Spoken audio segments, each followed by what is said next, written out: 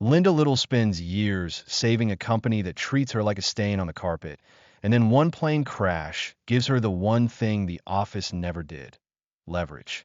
This is send help, where a bullied employee and her entitled boss wash up on a deserted island, and survival turns into the ugliest performance review imaginable. The movie opens at Preston Strategy, where Linda has already finished the numbers everyone else is struggling with. She's prepared, eager, and painfully hopeful, but the meeting gets narrowed to a smaller group, which means she does the work while someone else walks into the room.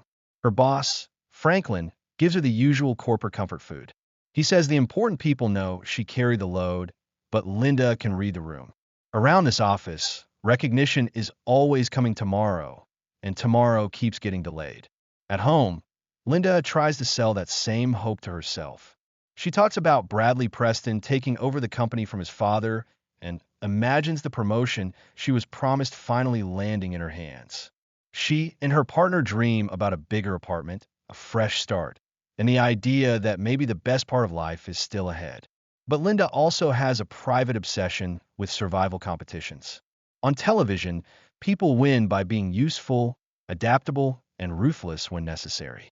It looks silly in her living room, but the movie is already telling us something important. Linda has been rehearsing for a battlefield nobody else can see. The next morning, Bradley Preston arrives as the new president, young, smooth, and already surrounded by men who protect him from reality. Linda introduces herself with nervous energy, trying to be memorable, helpful, and charming all at once. Bradley smiles politely, but it is the smile of a man who forgets people while they are still speaking. Behind closed doors, the real office culture comes out.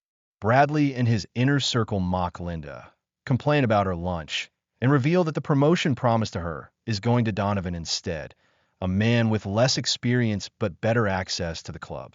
Their plan is simple: use Linda to train him, then send her far away. Linda overhears enough to understand the shape of the betrayal. Still, instead of exploding, she does what she has always done. She asks for a conversation, brings facts, and tries to make a logical case in a room where logic was never the deciding factor. Bradley tells her she is talented but not executive material. The reasons are vague, insulting, and dressed up as leadership advice. He wants someone who charms rooms, plays golf, and feels like one of the guys. Linda realizes her work was never the problem. Her existence was.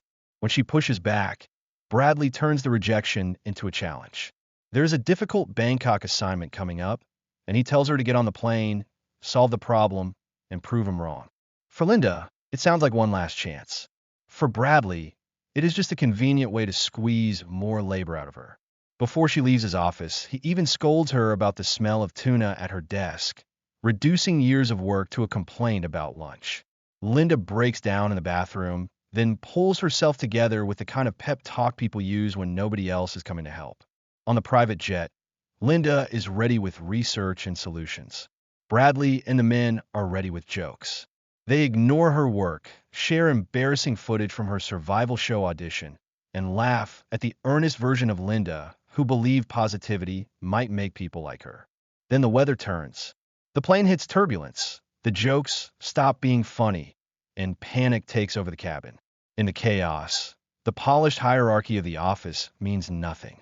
The aircraft goes down, and the people who spent the morning laughing at Linda are suddenly just bodies fighting gravity. Linda wakes on the shoreline of a small island, battered but alive. The ocean is calm now, which somehow makes the crash feel even crueler. Around her is wreckage, silence, and the kind of tropical beauty that only looks like paradise if you are not stranded inside it. Eventually, she finds Bradley alive too, badly hurt and furious that the universe paired him with the one person he least respects. His first instinct is not gratitude. It is annoyance. Even after she has saved him, he talks to her like the office followed them onto the sand. A day and a half passes, and Linda has already started doing the work.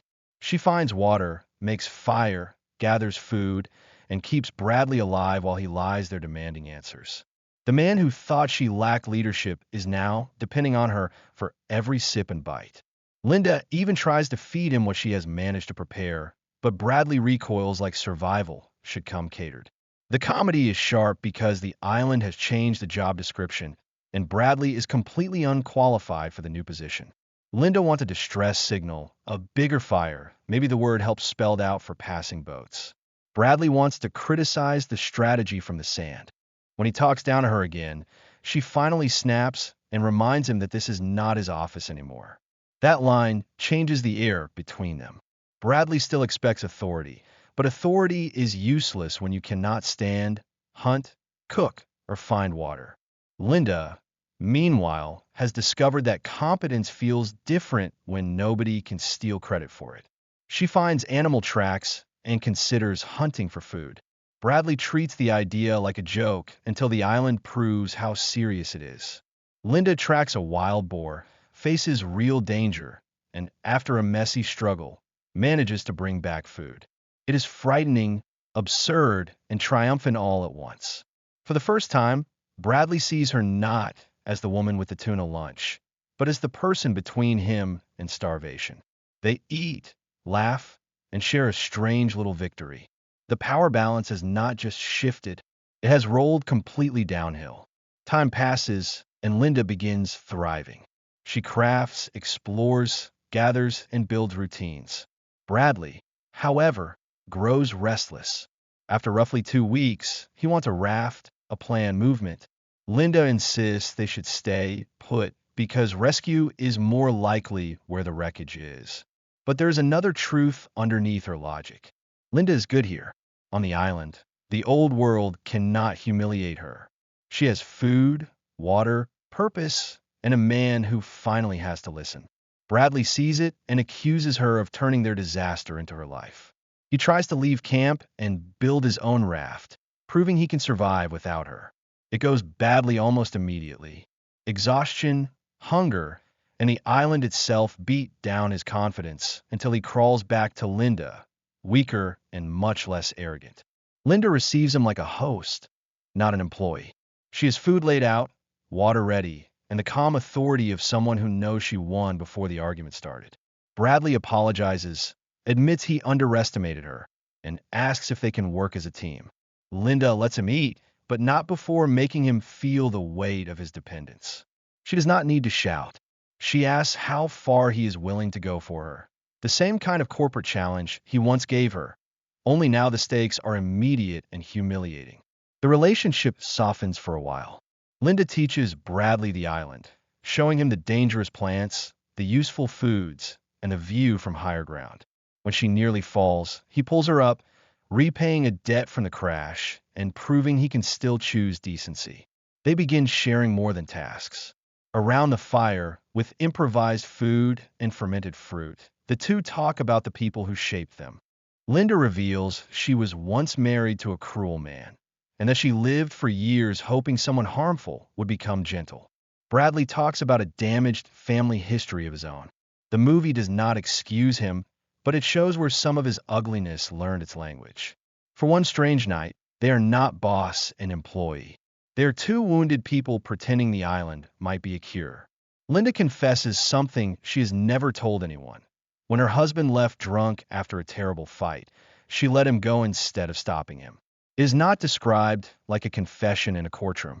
It is more like Linda admitting the moment she stopped rescuing someone who kept hurting her. Bradley listens, and for a second the island looks almost peaceful. Linda even says they should never leave. That is the warning flare. What started as survival has become an escape fantasy, and Linda is beginning to protect it like property. A storm destroys their beach camp, forcing them inland. Bradley suggests rebuilding together on higher ground, but Linda uses his old challenge against him. If he wants things done differently, he can solve it. The boss has become the intern. Then Bradley makes dinner for Linda, trying to be useful, charming, maybe even equal. The meal looks thoughtful, but soon he becomes ill and disoriented. Linda has been watching him carefully, and the friendly surface of their partnership peels away. Bradley tries to run, but he is too weak. Linda reveals she used something toxic from the island to temporarily incapacitate him. Her voice stays almost gentle, which makes it worse. She has moved from proving herself to controlling the only witness to her new identity. She explains that things are different now. He is stuck below her, the way she was stuck below him. She frames it like management, mentorship, even correction. But it is really revenge wearing a supervisor's badge. To make her point, Linda performs a frightening demonstration with a small animal, making it clear what could happen if Bradley keeps resisting. The scene stays darkly comic, but the meaning is simple. Linda is no longer asking to be valued. She is enforcing it. Bradley becomes her captive helper, weak, watched, and expected to smile. Then an engine approaches the island. Zuri, Bradley's girlfriend, arrives with a boatman after funding her own search. She never gave up on him, and suddenly the outside world is standing on Linda's beach. For Linda, rescue is not salvation. It is eviction. Zuri wants to see Bradley immediately, and every question tightens the trap. Linda stalls, smiles, and leads them inland, trying to control the route before anyone can discover what she has done. She guides Zuri and the boatman toward a dangerous shortcut, then lets the island do what the island does. They fall into trouble and call for help while Linda hesitates above them. That hesitation tells us the truth. She can still choose rescue, but she chooses the island. Back at camp, Bradley hears Zuri calling in the distance. Linda pretends everything is under control, but Zuri survives long enough to confront her. She says she will tell Bradley what happened, and Linda's carefully built fantasy starts collapsing in real time. A wild animal enters the chaos, and Zuri is killed during the struggle. Linda returns shaken, but her story no longer holds. Bradley understands too much now. He asks if she killed Zuri, and the question cuts through every lie Linda has been using to decorate herself. What follows is a brutal battle of survival, but also a final office fight with all the masks off. Bradley attacks, Linda fights back, and both of them use everything the island has taught them. The power struggle that began in a boardroom becomes a desperate chase through the wild. During the fight, Bradley realizes some of Linda's miracles were not miracles at all. A knife did not simply wash ashore. Supplies came from somewhere. Linda admits there was a billionaire's boat nearby, that she found chances to leave, and that she was not ready to go. That reveal reframes the whole middle of the movie. Linda was not merely stranded after a certain point. She was choosing the island, choosing Bradley's dependence, choosing the version of herself that could never be passed over for promotion. She also reveals how earlier visitors disappeared from the story.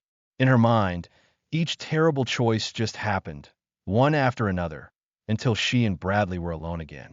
The line between victim and villain has vanished, and Linda barely seems to notice where it went. Bradley runs, injured and terrified, until Linda corners him with a gun.